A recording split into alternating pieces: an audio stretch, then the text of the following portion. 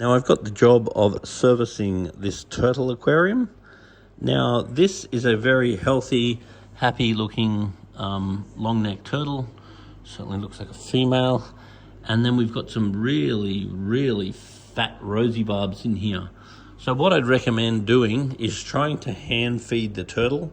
So trying to get the food specifically to the turtle and try and avoid how much food is left over for the rosy barbs. I mean, the rosy barbs are pretty cool. You could even consider getting some other fish as well, because when you mix a turtle with the fish, basically at the end of the day, sometimes it works and sometimes the turtle eats the fish.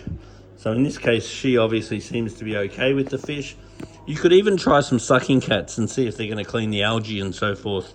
Nothing is guaranteed when mixing fish with turtles. Now this turtle tank has got a filter in the back, and I'm assuming this filter is very dirty because the water flow coming out of the filter is very little. Now, also, the surface is very flat. Now, the turtle is obviously agitating and breaking up the surface, which is a positive thing, but particularly it wouldn't be a bad idea just to add either an aerator or an extra power head just to get more surface agitation, because when you've got high surface tension like this, the gas doesn't really exchange. When the water's broken and you've got low surface tension, then the gas will exchange very well. That means your dissolved oxygen level is going to increase. Therefore, your CO2 level is likely to be less. Therefore, you're probably going to grow less algae and your redox potential is going to increase. So the redox potential is how effectively the bacteria is able to break down the waste. Having more oxygen means you're going to have more ability for the filter to be efficient. So that will also really help to clear your water. I would also consider using polyfilter in this case, because this water is not actually all that clear.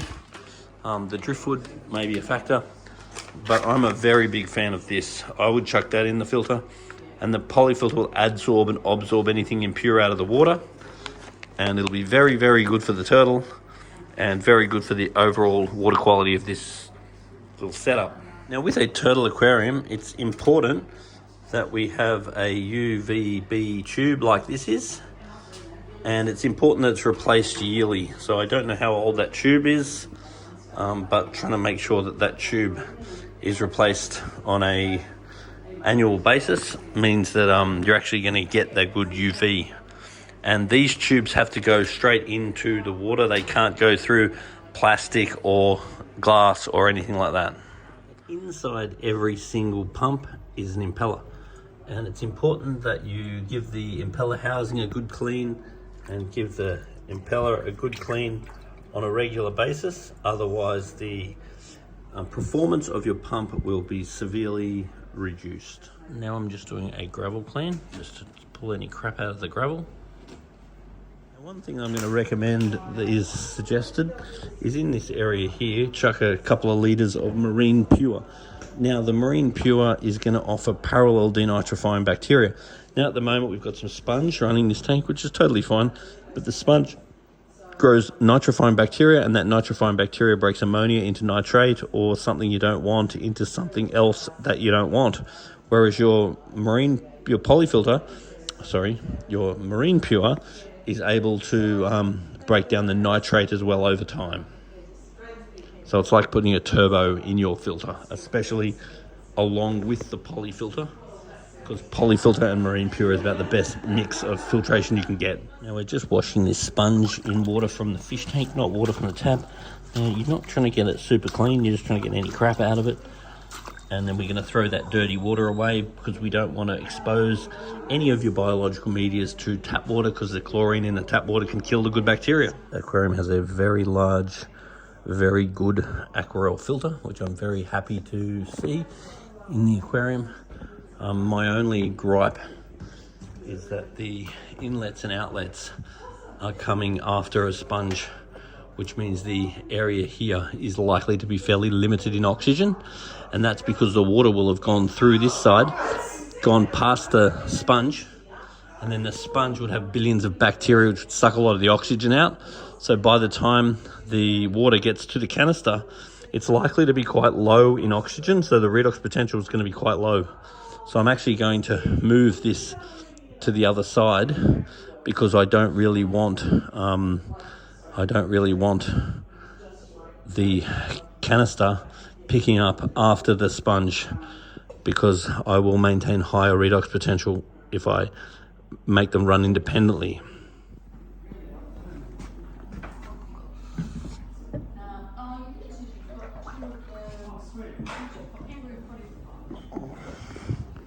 The other thing I would do with this aquarium is get myself a flipper, because a flipper is a wonderful way of just cleaning the glass as you go, and it helps stop stubborn algae forming.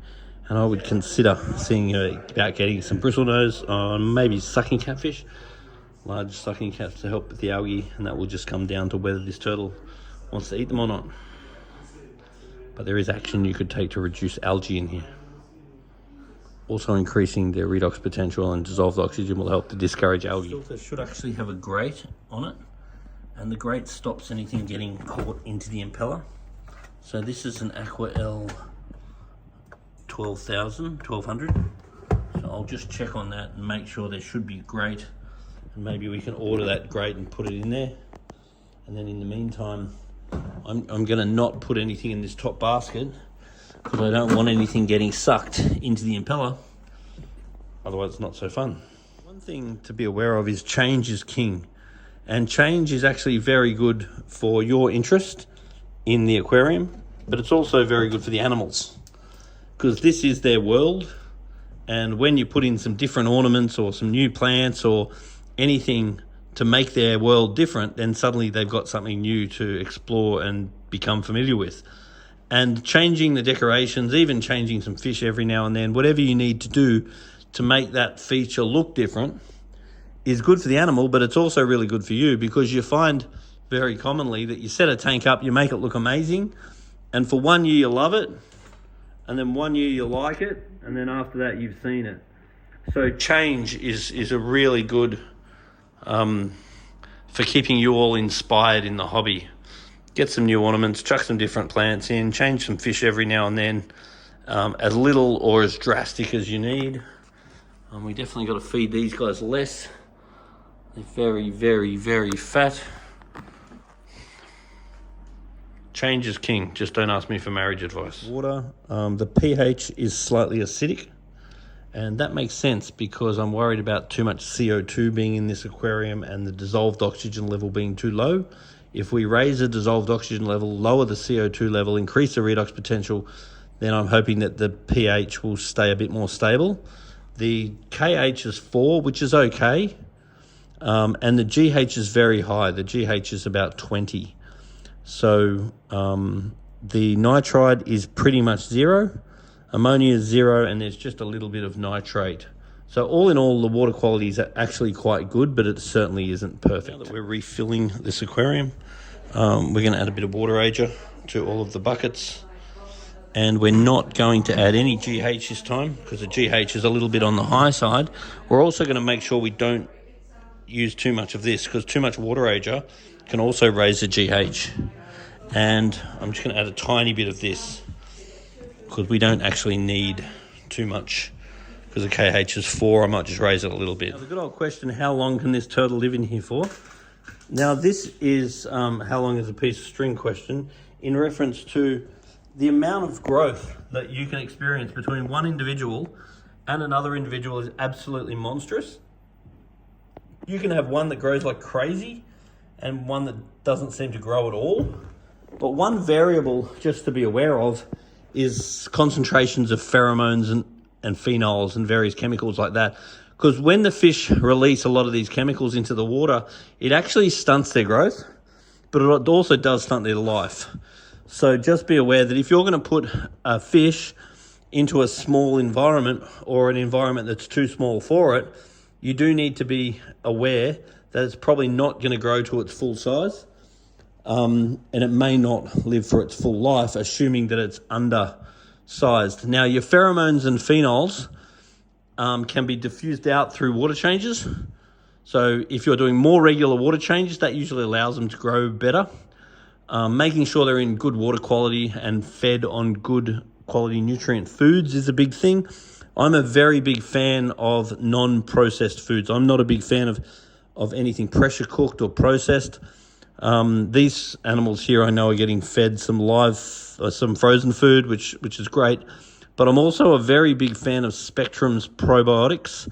Now, the animals won't always eat the probiotics, but if they do, it's wonderful because the probiotics have got a probiotic bacteria in the pellet, which means when the fish or the turtle poos, the bacteria in the poo eats the poo. And I find it really keeps the tank a lot cleaner. And if you are going to have feeder fish, in this case, these ones are really fat, so I'd be trying not to feed these feeder fish. But if you were using feeder fish, then it's really good to gut load the feeder fish with your probiotics. So probiotics is a cold extruded food, so you're getting all of the actual nutrients. And then you feed that to the fish, and then when the turtle eats the fish, then the turtle gets your probiotic bacteria and all the vitamins and everything else that it needs. So fish keeping is 50% about water quality, and it's 50% about nutrients. Now, having a very well-filtered aquarium is going to help a lot. Making sure that you're testing good water quality is going to help a lot. Doing water changes is going to help a lot. And then medias like your polyfilter are excellent because they will help to remove some of these chemicals like pheromones and phenols. If we can get that concentration down, then we should be able to get better growth. So we don't want to have a bonsai turtle or bonsai fish. We want to give them room and make sure they're happy. The aim of the game is not to have animals that survive. The aim of the game is to have animals that thrive. Good water quality, making sure they got room, and good quality food.